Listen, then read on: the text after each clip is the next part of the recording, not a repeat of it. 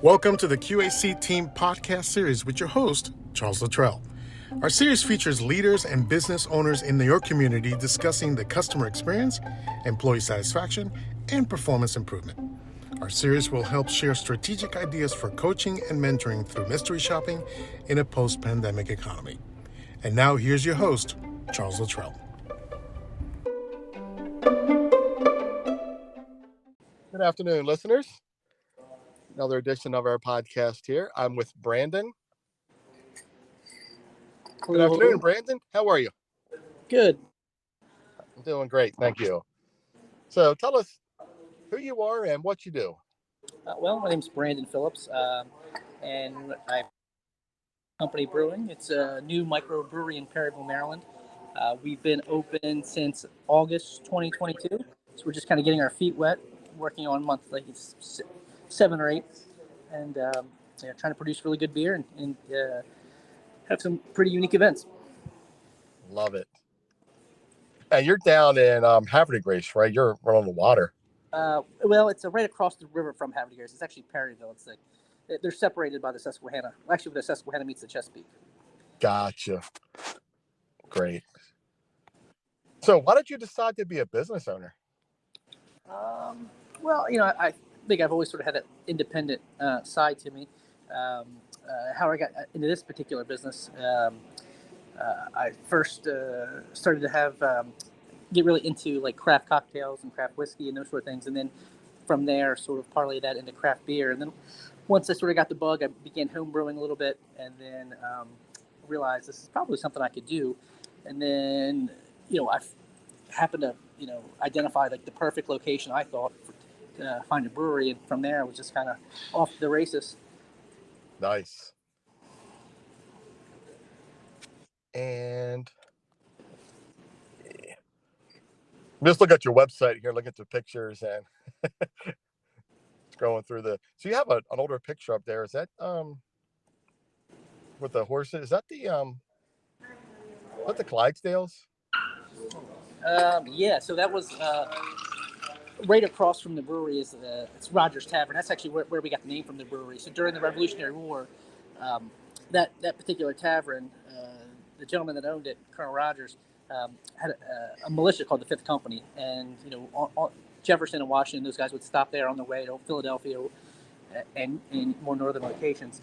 But it's been a historical tavern in Perryville, ever since. So I don't know when that picture was taken, maybe the 20s or even before that, but they had some sort of parade in which the Clydesdales, I believe they might even been Budweiser. It had a parade right in front of the brewery, or what is now the brewery. Yeah, is that the barrels on that trailer? Probably got Budweiser in it, right? Yeah. That's great. A lot of history there, especially Perryville and on that side of the river. Great. Yeah.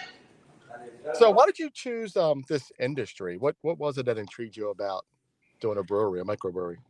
Well, by trade, I'm a nurse practitioner, so it's quite different from what I do on a daily basis. But I think what appealed to me was the fact that you can essentially make a product and enjoy it in a relatively short amount of time on site. I mean, 2 or 3 weeks for fermentation and conditioning, depending on the beer. But it's a pretty unique thing that you can craft. Essentially, if you have it's a beer factory, and then 2 or 3 weeks later, people can sit 15 feet from where the tanks are and enjoy craft beer made on site. I mean, I think it's there's not a lot of industries that you can do that in. Yeah, I was looking at that. I saw the seating like right there. Yeah, you can look right at the tanks. That's really cool. When we designed it, we wanted you to have the idea that you are in a working factory. Mm-hmm. And so you have a self-serve. Yeah. Well. Yeah. So when we were under, it from start to finish, we started with this in probably 2018, but it didn't come to fruition until 2022. So initially this was pre-pandemic, and then we hit sort of pandemic mode, and then so we changed a little bit our philosophy in that because of government lockdowns and runaway inflation, we had to manage some of our costs. So this beer wall allows us to at least manage some of the labor costs. So we have 16 taps. All of our beers are available there. Basically, you come, you start a tab. We give you a card, and you can try the beer, and it charges you per ounce. So if you only want to try a little bit, you try a little bit. If you want a whole beer, you can pour yourself your whole. But it allows us to cut down on some of our bartenders and other staff, and people love it. Great. Now, so you also have a full scale restaurant? Yep. Yeah, we have a full restaurant, full liquor license. So we have wine, cocktails, the whole thing. Mm-hmm. And do you guys have food trucks that come there that sell food there, or is it just you always sell your food from your restaurant? We generally sell our own food. Now we've had larger events where we've had to bring in food trucks to help supplement. Gotcha. And do you have events? Oh yeah, and I think that our events are to me what separates us from most other craft breweries. At least that's our goal. We've had anything from micro wrestling, which drew 500 people. It's a group that from Tennessee. They travel around. They put on a whole show. It was amazing. We've had actual amateur boxing from Charm City Boxing. We did 17 fights in our event room. We've had comedy nights. Actually, and we have another big comedy night coming up January 28th with comic Dave Smith. He's actually one of the leading figures in the Libertarian Party. He has his own show, Part of the Problem. So the tickets are going out pretty quickly. So we're trying to sort of diversify and be more than just a brewery. Yeah, that's a good idea. I like the whole wrestling thing. That seems pretty cool. Yeah, we had the micro wrestling, which was amazing. Then we have a MCW. It's like a lower tiered professional wrestling. Those guys put on a great show too. Oh, that's great. Now, do you guys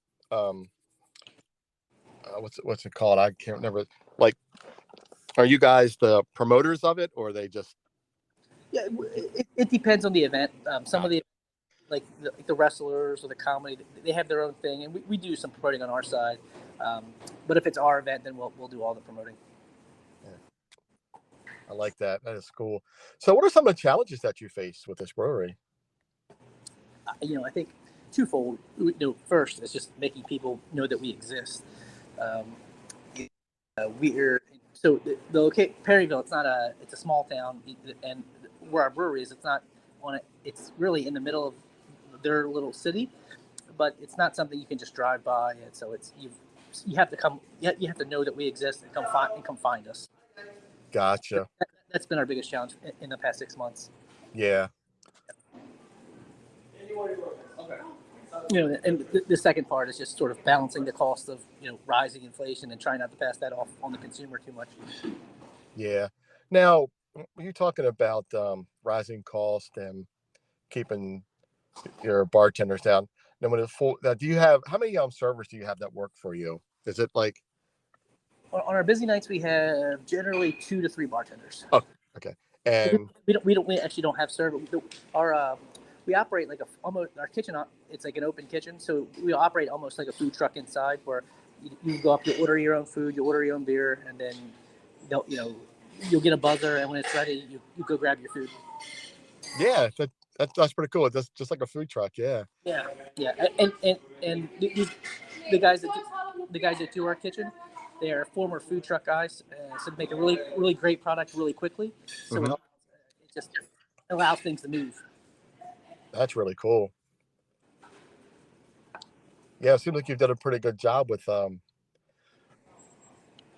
kind of business model. It seems like it works pretty good. Yeah, I mean it's probably one of the biggest things that sort of help get us off the ground. Is because if we had to have the amount of servers and waiters and that you'd have for a typical restaurant that's 10,000 square feet, I mean, the cost alone would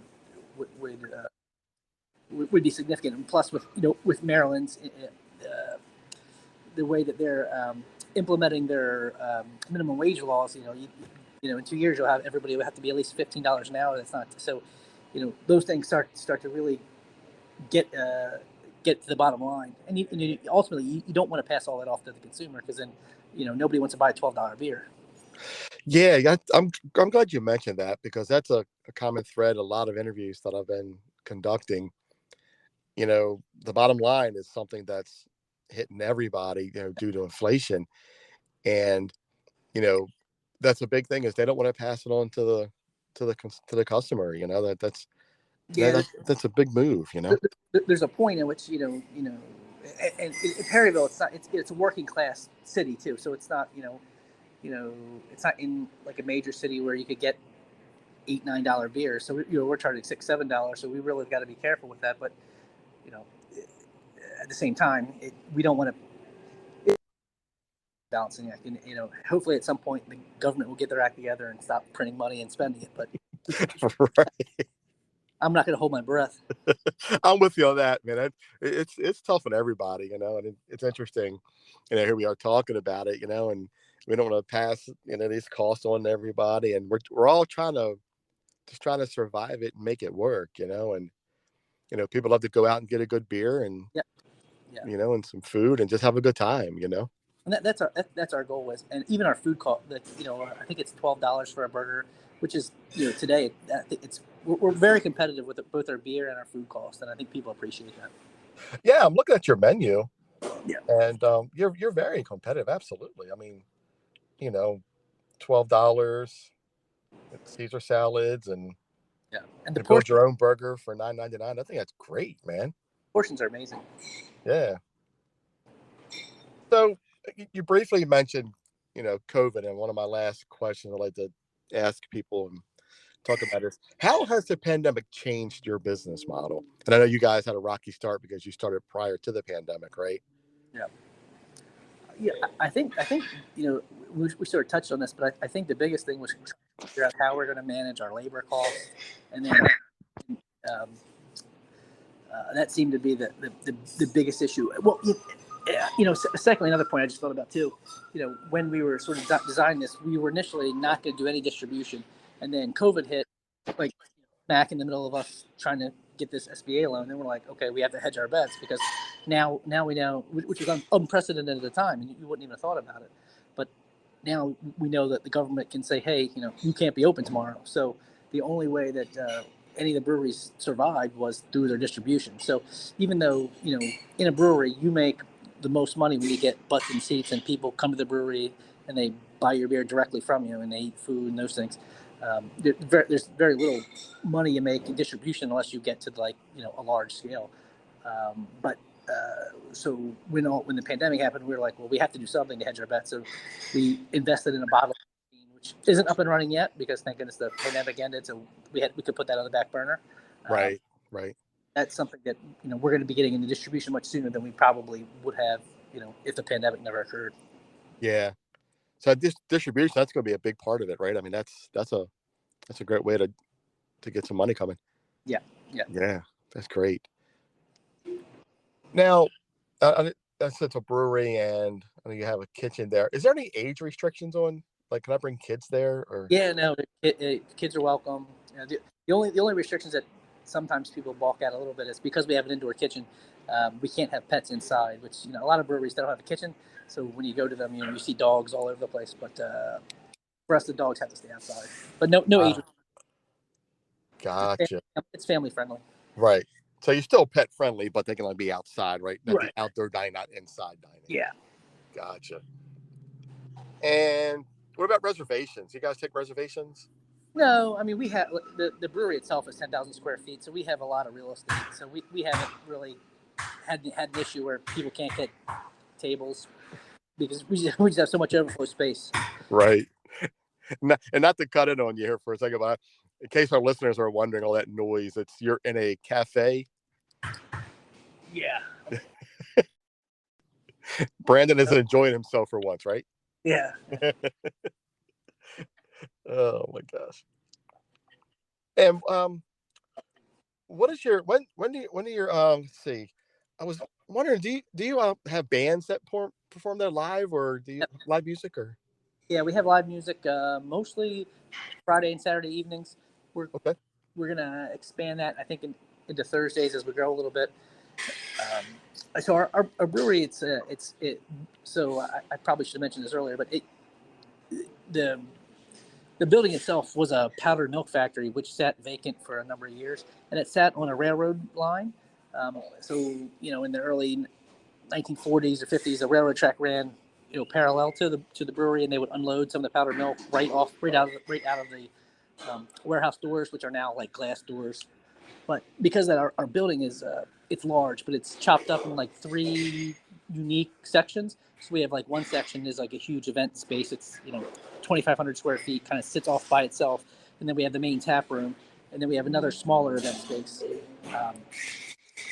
Nice. So that's sort of why sometimes we can fit 200 or 300 people in just our event space. So usually that's the last room that gets filled.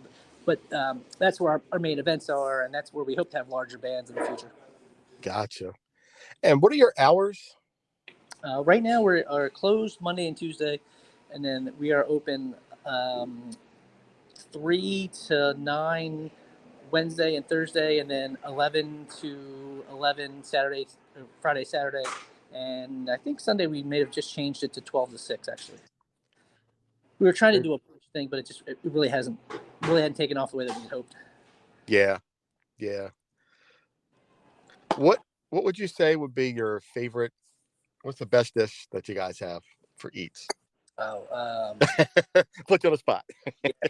No, it's the same thing I get every time. It's I just can't remember the name of it off the top of my head. I think it's called the Perryville or the Ronde. I can't recall the name of it, but it's essentially a Reuben with pastrami and bacon. It's amazing. Oh, that sounds good. I think it's pork belly, bacon, and pastrami, something like that. The Front Street. Front Street. That's it. Ooh, pastrami, pork belly, candied red cabbage. Yeah, I order that like every day. Yeah. I love it. You got a pretty diverse menu. I like it. You got a lot of different things. Yeah, the duck fat fries are also my favorite. I was just about to mention it. So tell me about these duck fat fries. I've never had those before. Tell me about them. They're amazing. In fact, these kitchen guys, their company's a Triple J food company, and they used to do a lot of food trucks, and that's kind of how I found them. And I fell in love with those fries. And then when we're coming up with the brewery, I'm like, these guys got to work for us. So they're cooked in duck fat? Yeah. Wow. That sounds amazing. They are undeniable. So when I come make a visit, what should I order? Well, I'd say at least the duck fat fries, and probably my favorite beer right now is probably the something dark. It's a black lager. It's very delicious. Gotcha. But get the fries, huh? Get the duck fat fries. Oh, that's awesome. All right. So how can people find you? How do we contact you? We're on social media. So through our Facebook, obviously our website and Instagram. Yeah, Facebook, Instagram, fifthcompanybrewing.com. Yeah, Fifth Co. I think it might be Fifth Co Brew on our Instagram. I should know. I should have. That's okay. Yeah, Fifth Co Brewing. Yep, number 5 TH Co Brewing. Yep, I got you. Appreciate it. Yeah, and Facebook. Yep. Fifth Company Brewing. I am following you guys as well. Yep. Absolutely. Yeah, and then our website's fifthcompanybrewing.com. Yeah. All right. Do you have anything else that you want to add? You want to talk about? No. I mean, it's a great interview. I enjoyed it. I hope you stop down and have a beer, and if you do, just ask for me, and we'll chat. Yeah, I appreciate you taking the time to speak with. I know you're busy and you're in a spot there, and I apologize for bad timing, but I'm glad we got this in, and I'll come visit you, and we'll sit down and have a chat. Yeah, man. All right. Thanks, Brandon, for coming on, and I'll talk to you soon. All right. All right. Take care, man. Enjoy the rest of your day. You too. Thanks.